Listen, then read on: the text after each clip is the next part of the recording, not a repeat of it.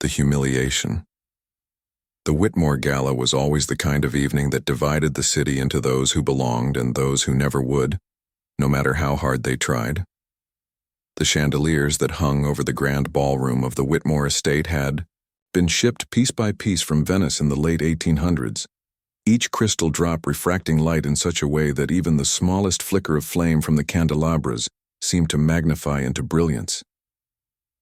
Guests in tailored tuxedos and gowns worth the price of houses glided across marble floors while violins sang from the balcony above. This was Manhattan at its most unforgiving. Money not simply displayed but weaponized. Those who had it draped it across their shoulders like armor. Those who did not kept their eyes low, careful not to break the illusion that they were invisible. And into this place of ruthless spectacle walked Maya Johnson, though not as a guest.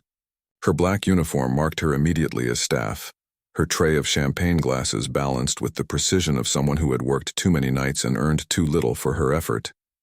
Maya had been working for Whitmore Event Services for just 3 weeks.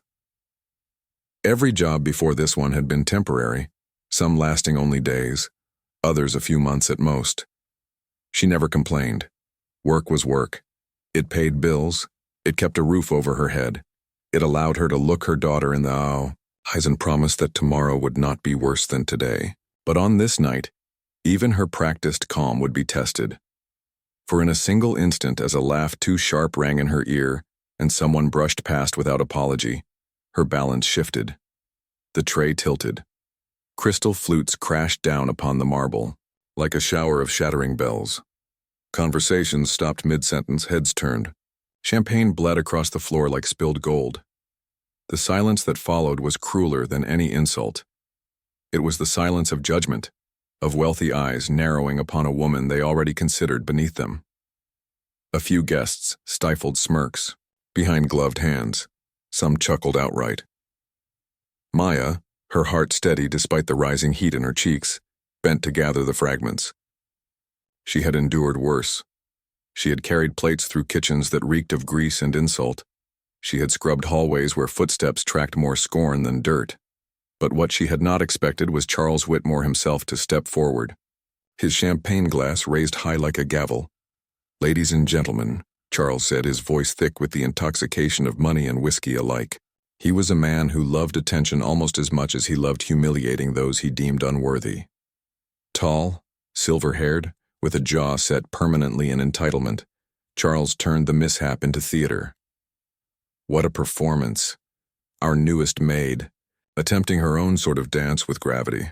Quite the spectacle, wasn't it? His words dripped with mockery, each syllable intended to cut. His son Daniel, standing near the orchestra, shifted uncomfortably, but said nothing yet. He had been through too many nights where his father used cruelty as a form of amusement. The crowd laughed, eager to follow the host's lead, eager not to be the one left out. It was safer to laugh than to oppose him. But Charles wasn't finished. He never stopped at embarrassment when he could press further. He gestured toward his wife, Eleanor, a woman whose gowns seemed sewn from arrogance itself. "Perhaps we should give our dear maid a real chance to redeem herself. What do you say, Eleanor? Should we see if she can handle a waltz better than a tray?" Eleanor smiled in that polished way she had perfected over decades of social climbing. She had once been celebrated as a dance instructor to Manhattan's elite. Every step she took was calculated, every glance measured to establish superiority. "Darling," she said sweetly, "you know I do not waste my talents on those who haven't even been taught the difference between rhythm and noise." Her words, though gentle in tone, sliced sharper than knives.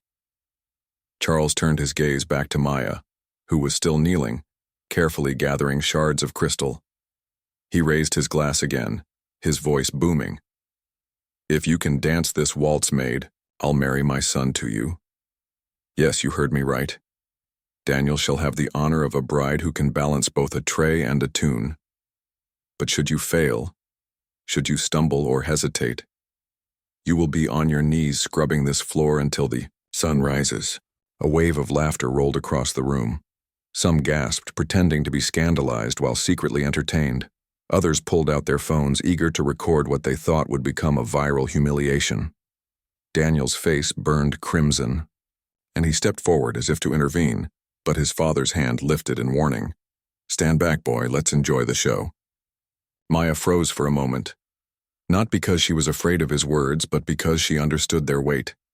He had turned her accident into a trial.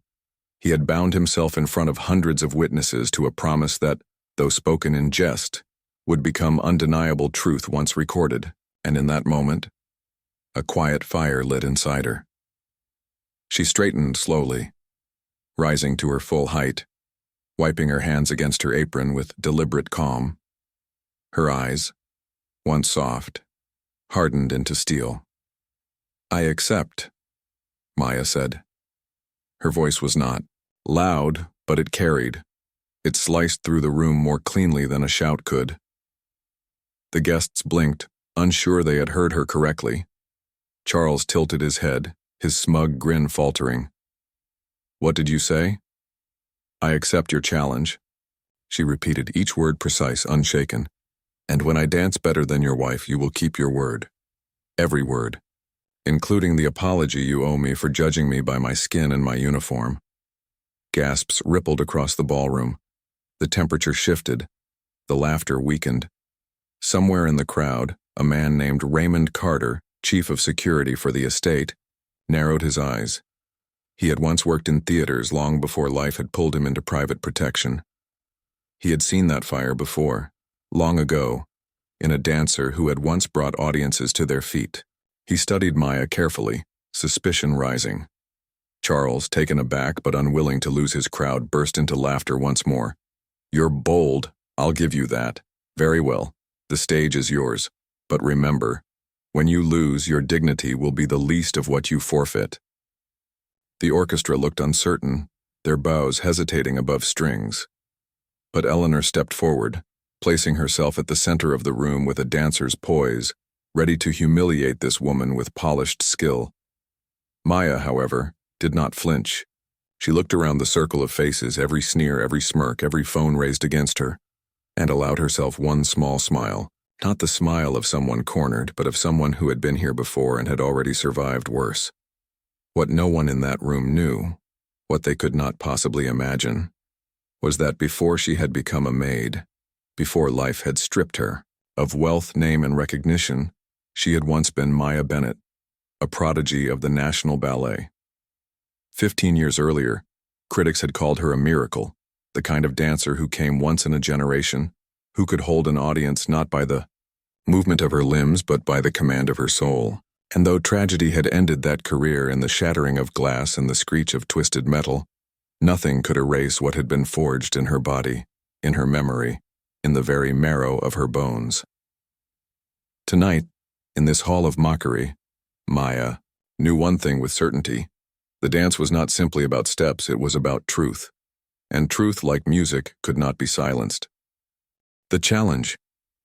The orchestra hesitated as though the very instruments feared the moment. Violin bows hovered, fingers paused over keys, the cellists exchanging uneasy glances. No one in that room had expected Maya to accept. They had anticipated shame, perhaps tears, maybe even her quick dismissal by the head staff before the humiliation could linger too long. But instead, she had risen, not as a servant crushed under laughter, but as a woman who dared to look a millionaire in the eye and demand accountability. For a heartbeat, the entire ballroom seemed to teeter between farce and legend, and even the guests were unsure which way the night would fall. Eleanor Whitmore smoothed her gown, her every gesture designed for grace and superiority. She stepped toward the center of the marble floor with her head tilted high, lips curved into a smile that was more blade than balm. "If this is to be entertainment," she announced, her voice carrying across the hall like polished crystal, "then let us at least do it properly." She turned to the conductor and gave the faintest nod. "A Strauss waltz, if you please. The Emperor Waltz." Her choice was deliberate. It was a piece she had taught countless wealthy students, a showcase for precision and poise, and one she knew she could perform effortlessly. The musicians obeyed. The first swell of violins filled the air, wrapping around the chandeliers like a golden ribbon. Eleanor stepped into position, her posture impeccable, her arms extended as though carved from marble. With every turn she executed, every glide across the floor, the audience clapped politely. She was not dazzling, but she was clean, predictable, a reflection of the privilege that had bought her years of private instruction. When the music ended, applause fluttered across the hall like an obligation fulfilled. Charles clapped the loudest, smug satisfaction etched into his face. "Magnificent, my love. And now," he gestured toward Maya, our guest artist. Maya stepped forward slowly. She could feel every gaze prickling against her skin, measuring, mocking, doubting. Yet her face revealed nothing. Her hands did, not tremble. She moved as though every step had already been choreographed by destiny. Eddie, the young man at the music booth who had been hired to keep the modern selections flowing later in the evening, leaned forward nervously. "What would you like me to play?" he whispered. "The same piece," Maya answered calmly, her eyes steady. "From the beginning." A ripple of surprise moved through the room. Charles laughed. "You want to attempt the same dance as my wife? Very well. Perhaps you think imitation is flattery enough to save you. Play it again." But those who knew dance understood the boldness of her choice. She was not asking for mercy, nor a simpler piece. She was demanding the same ground, the same battlefield, to strip away excuses. She was saying without words, "I will defeat you not on a different stage, but on the very one you call your own." As the violins rose once more, Maya closed her eyes briefly. She remembered the weight of silk costumes, the breathless silence before a performance, the way stage lights once burned so brightly they seemed to pierce her skin. She remembered the night of the accident too, the screech of tires, the glass slicing her body, the months when doctors whispered she might never walk again. Those memories did not weaken her. They carved her. And now, standing in a ballroom that wanted her failure, she allowed all of it to flow into her veins, not as poison, but as fire.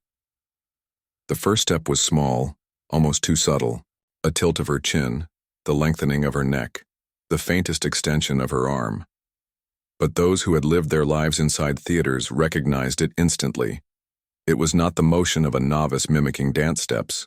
It was the language of a professional whose body spoke rhythm as fluently as breathing. Within seconds, the whispers began. Guests who had been ready to laugh leaned forward, frowns forming. Her feet traced the marble with the certainty of someone who had once danced, not for polite applause but for standing ovations.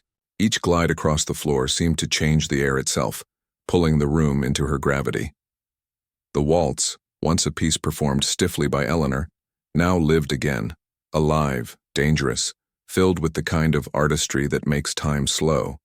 Maya, moved not to impress but to tell a story. Every turn was defiance, every extension of her arm a refusal to be diminished. When she spun, she did not simply rotate. She carved the air with the sharpness of memory, the ferocity of survival. Eleanor's smile faltered. She stood frozen at the edge of the floor, suddenly reduced to a spectator of her own undoing. The audience grew restless, their eyes darting, between the woman they had dismissed moments ago and the woman who had held their esteem for years. The contrast was brutal. Eleanor had danced for approval. Maya danced for truth. By the time Maya lifted into a series of pirouettes, perfect, centered, unbroken, the room had forgotten to breathe. A gasp slipped from the lips of one of the older patrons, a man who had funded the arts for decades. "My God," he whispered, his hand trembling. That's impossible. I've seen that sequence before." Recognition crept into his face. A name he thought long gone flickered in his mind. But Maya was not finished. She built the dance into a storm. With every measure, she layered elegance with raw power, gliding into movements that belonged more to ballet than ballroom, yet fused seamlessly into the waltz's cadence. It was not just a performance, it was an act of reclamation. And when the final note swelled, she ended with arms extended, chest lifted, her entire being proclaiming, "I am here. I have always been here." The silence that followed was heavier than stone. For a second, the guests were suspended between disbelief and awe. Then came a single clap, hesitant, almost accidental. Another followed. Then, like a dam breaking, applause thundered through the hall. Guests rose to their feet. Cheers echoed against the high ceilings. Some even wiped tears, unable to explain why a stranger's dance had moved them so deeply. Charles Whitmore's smile had vanished. His glass trembled slightly in his hand. He looked not at a maid, but at something he could not control, something that threatened the empire of superiority he had built brick by brick. His son Daniel, meanwhile, had not stopped staring, his throat tight, his eyes wet. For the first time in years he felt pride stir, not in wealth, not in family, but in truth. Maya did not bow. She stood tall, her breath steady, her eyes locked on Charles. The ovation washed over her, but she sought none of it. Applause was not her victory. Justice was, and justice was yet to be delivered. The transformation, the thunder of applause still rolled across the ballroom like a tide refusing to ebb. But beneath the ovation was something far more unsettling for the Whitmores. Silence within themselves. Eleanor, still frozen at the edge of the floor, clutched her gown as though its fabric could shield her from the humiliation of comparison. Her face, once composed into the serene arrogance of a society queen, now cracked under the realization that her years of lessons, her trophies, displayed in glass cases, her endless rehearsals for wealthy patrons, all of it had been eclipsed by a woman they had mocked as a servant. Charles Whitmore's hand gripped his champagne glass so tightly that a faint crack spread across its rim. He tried to laugh, tried to recover his usual bravado, but his throat betrayed him. For the first time in his carefully orchestrated empire of wealth and control, he found himself exposed, not by a rival magnate, not by a scandal in the papers, but by a woman who had worn an apron just moments ago. She had done nothing but dance, yet in those movements she had stripped the pretense from the entire evening. The room no longer revolved around his wealth. It revolved around her truth. Maya stood at the center of it all, her chest rising with steady breaths, her gaze unyielding. She was not intoxicated by their clapping, nor did she bow to drink in their adoration. For her, this was not about applause. It was about reclamation. Every step she had taken across that marble floor was a step out of the shadows that had been forced upon her. She thought of the years working shifts in kitchens, her hands raw from bleach and soap, her body aching but her spirit refusing to break. She thought of her daughter asleep in their small apartment, unaware that tonight her mother was no longer merely surviving. She was conquering. The whispers began soon after the applause swelled. People leaned into one another, their curiosity spilling faster than their champagne. Who is she? Where did she learn that? And then, from one of the older patrons, a revelation spoken too loudly to remain private. I've seen those movements before. 15 years ago at the National Ballet. That's Maya Bennett. The name spread like sparks leaping from dry wood. Maya Bennett? Some gasped, recalling the miracle dancer who had once commanded the stage, who critics had said was destined to become one of the greatest of her generation. But she was in an accident, others whispered. They said she never recovered. Rumors ricocheted across the hall, rewriting the narrative in real time. The maid was no maid at all. She was a fallen star, resurrected before their very eyes. Daniel Whitmore felt his heart pound against his chest. He had been a boy when her name filled the arts pages, when his mother's students whispered enviously of the young woman who seemed born of music itself. And he remembered, too, the night her name vanished from headlines, replaced by grim reports of a car crash and speculation that her career had ended. To see her here now, alive, moving with such force and grace, it was as if he had been given a front-row seat to a miracle. He wanted to rush forward, to speak to her, to thank her for reminding him that greatness was not the privilege of the wealthy, but the birthright of the human spirit. Charles, however, felt none of this wonder. What he felt was the tightening grip of panic. He had spoken too boldly, too publicly. His words, intended as entertainment, were now shackles around his neck. If the crowd believed Maya Bennett had truly returned, If they believed she had humiliated his wife on fair ground, then his challenge was no longer a joke, it was a contract. And contracts, especially in front of Manhattan's elite, could not be broken without consequence. The applause began to die down, replaced by the murmurs of expectation. The guests were no longer laughing. They were no longer here for his amusement. They were waiting for him to honor his word. Maya's voice rang clear across the silence, calm but cutting. You gave your word, Mr. Whitmore. You said if I danced and if I succeeded, you would keep your promise. Do you remember? What else you said? Charles opened his mouth, but no sound came. Sweat glistened at his temple. He wanted to dismiss her, to wave the whole thing off as drunken jest, but the weight of 200 eyes held him fast. The phones, still raised in recording hands, reminded him that his empire did not rest only in real estate and investments. It rested in reputation. You said, Maya continued, her voice steady as stone, that if I succeeded, you would marry me to your son, and more importantly, you would apologize. Not in secret, not in whispers, but publicly here in front of everyone, for the words you spoke about my skin and my place. A sharp breath cut through the crowd. Some shifted uneasily, others leaned closer, eager to witness whether justice could bloom in a place so accustomed to injustice. Daniel stepped forward then, unable to contain himself any longer. His eyes shone, his jaw clenched with the force of his conviction. She's right, Father, he said, his voice stronger than he expected. You promised, and every person here heard it. The room erupted in murmurs again.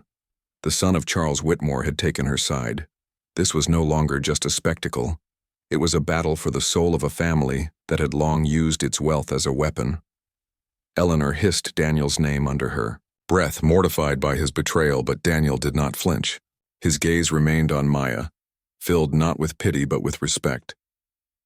For the first time in years, Maya allowed herself to feel the weight of her own story. She had not asked to return to the stage of life in this way, but fate had given her no choice. And now, as she stood in a hall of chandeliers and diamonds, she realized something powerful. She was no longer dancing to prove herself to critics or to reclaim her lost career.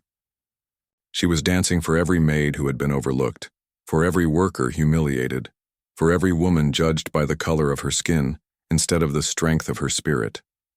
Her transformation was complete. The maid had become the legend again, and the legend was demanding justice. The revelation.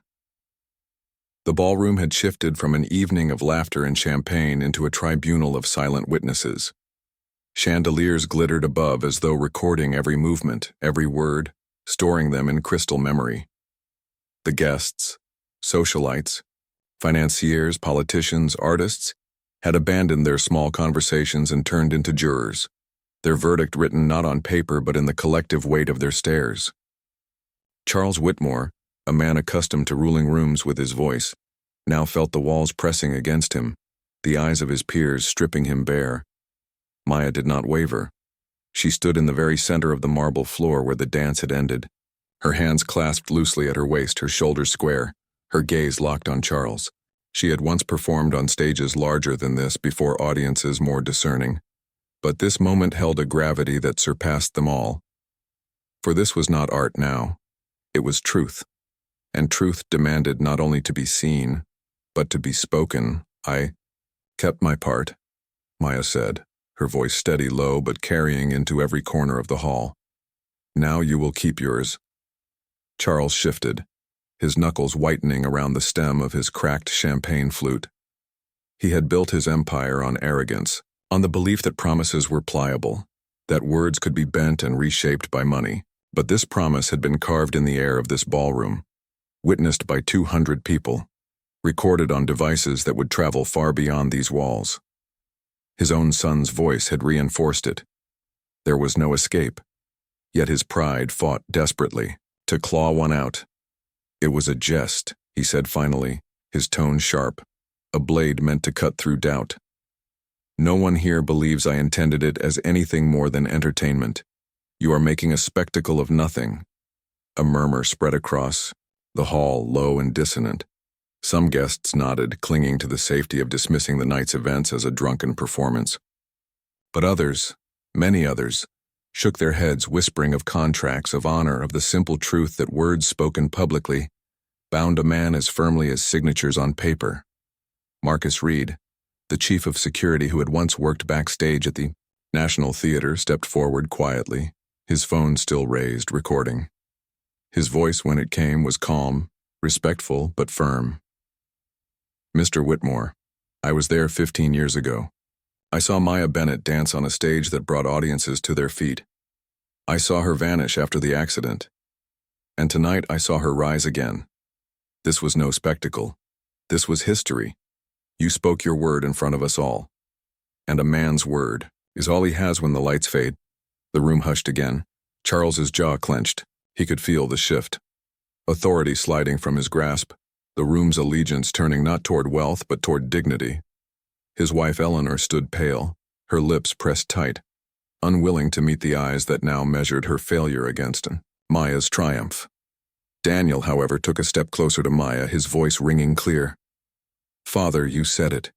You promised me, you promised her, and you promised everyone here. Do not disgrace yourself further by pretending you did not. If you have even a shred of integrity left, you will apologize." The gasp that followed was not at Daniel's words, but at his courage.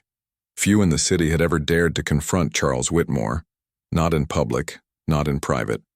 Yet here was his son, breaking the chain of fear that had bound the family for years. Charles felt his chest constrict. Pride battled with survival. If he refused, he would lose the respect of his peers, perhaps even the stability of his empire. If he yielded, he would shatter the identity he had built brick by arrogant brick. Either way, he was trapped in the cage of his own arrogance. Maya's eyes softened, though her voice remained firm. "This is not about me alone. It never was.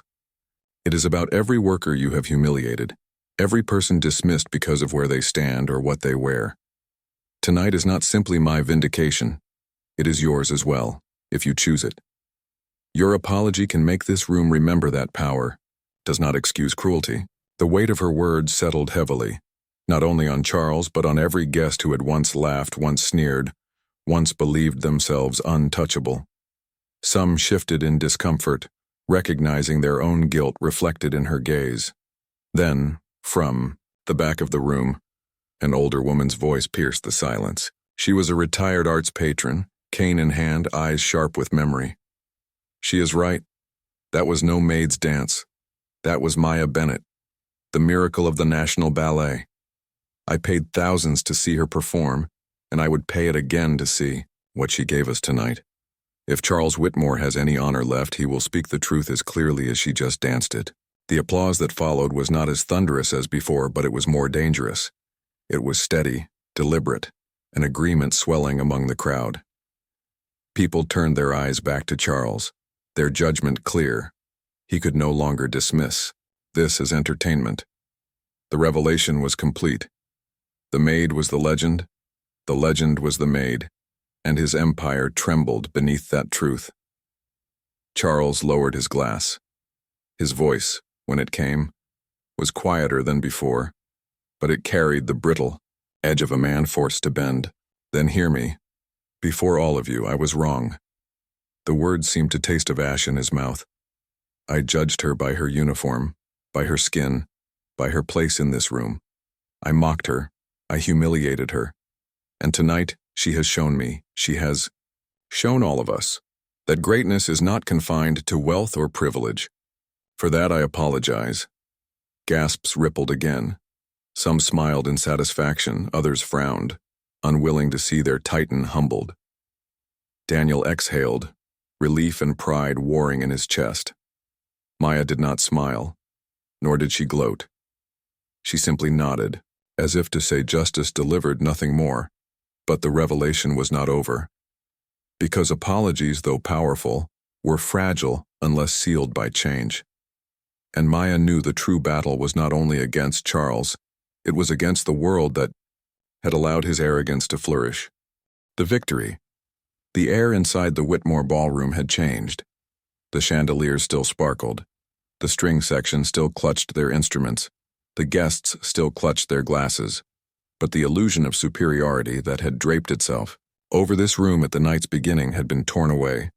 In its place was something raw, something uncomfortable for many, and liberating for a few. Truth. Charles Whitmore's apology still hung in the air, a reluctant confession that cracked the marble floor of arrogance he had walked upon for decades. But apologies, no matter how public, were not the end of the story. They were only the beginning of transformation. Maya stood still, her eyes never leaving his face, her posture tall, her spirit unbroken. She did not bow, she did not curtsy, she did not offer him the grace of pretending that his apology had erased the humiliation he had tried to inflict. Instead, she let the silence speak for her. And that silence was louder than any ovation. Every guest in the room felt it, the shift from performance to reckoning, from entertainment to judgment. Daniel Whitmore stepped forward then, his shoulders squared, his voice ringing with a courage that felt foreign even to him. "You have all seen it. You have all heard it. My father spoke in arrogance and Maya answered with truth. Her dance was not only an answer to him, but to all of us who have ever mistaken wealth for worth. I will not be silent. I will not pretend. She is less than who she is." He paused, his eyes moving across the room, settling finally on Maya. "If there is any promise to be honored tonight, let it be this. I choose respect. I choose admiration. And if marriage was spoken of as a wager, let me speak of it as a choice not made for show but for honor." Gasps rippled again, but this time not with mockery. Some guests whispered in disbelief, others in approval. Eleanor stiffened, her hand clutching at the pearls around her throat as if they might choke the words back into silence. Charles glared at his son, but even he could not summon the authority to silence him anymore. Too much had shifted. His power, once unquestionable, had been pierced, and through that crack, Daniel's voice poured with conviction. Maya regarded him quietly. She saw no arrogance in his words, no attempt to possess her, no attempt to turn her victory into his claim. What she saw instead was sincerity, the trembling courage of a man raised under tyranny who had chosen in this moment to stand apart from it. She inclined her head slightly, not in acceptance of marriage, not in surrender, but in acknowledgement. "Respect," she said softly, but her voice carried, "is worth more than gold. And it is the only foundation upon which anything lasting can stand." Applause rose again, but it was different now. It was not the forced clapping of polite society, nor the stunned ovation of disbelief. It was genuine. Some clapped slowly, reverently, as if aware they were part of something that would be remembered long after the music faded. Phones captured every second, but the truth of the moment lived beyond screens. It lived in the eyes of those who had been changed by it. As the night wore on, whispers became declarations. Guests approached Maya not as a servant but as an equal, some with apologies, others with praise, a few with genuine awe. They spoke her name, her true name, Maya Bennett, like a rediscovery, like a legend pulled from the shadows into the light. Eleanor slipped away quietly, unable to endure the shame of comparison, her empire of superiority crumbling silently in the corners of the hall. Charles retreated too, his smile gone, his glass abandoned, his legacy fractured. But Maya remained. Not because she needed their admiration, but because she understood that to leave now would be to let them rewrite the narrative. Instead, she stood, dignified, unflinching, until the room reshaped itself around her truth. Only when the music shifted to something light and forgettable did she turn and walk away, her steps steady, her back straight, as though carrying not the weight of humiliation but the mantle of triumph. The next morning, the city awoke to headlines, to videos spreading across every platform. Maid revealed as former ballet star. Whitmore gala shaken by Waltz of Justice. Clips of Maya's dance circled the globe, her pirouettes replayed millions of times. Her name trended where it had once been forgotten. But beyond the spectacle, the message spread further still. Greatness has no uniform. Dignity has no price. Truth cannot be silenced. Daniel sought her out days later, Not with flowers, not with declarations, but with a simple request. "Tell me your story," he asked, his voice gentle. "Not as a maid, not as a legend, but as yourself." And for the first time in years, Maya allowed herself to share not only the pain of her fall, but the resilience of her rise. Their bond grew not from a wager made in arrogance, but from the respect she had demanded and he had chosen to give. For Maya, the true victory was not the ovation, nor the apology, nor the whispers of redemption. The true victory was that she had stood, she had danced, she had reclaimed her voice in a world that had tried to bury it. And in doing so, she reminded everyone, whether dressed in silk or in uniform, that worth is not granted by wealth, but revealed by courage. As the sun rose over Manhattan, spilling gold across the skyline, Maya stepped onto the streets not as a servant, not as a victim of tragedy, but as a woman reborn. She had once been Maya Bennett, the miracle of ballet. Tonight, she was something greater still. Maya Bennett, the miracle of resilience, and her story had only just begun.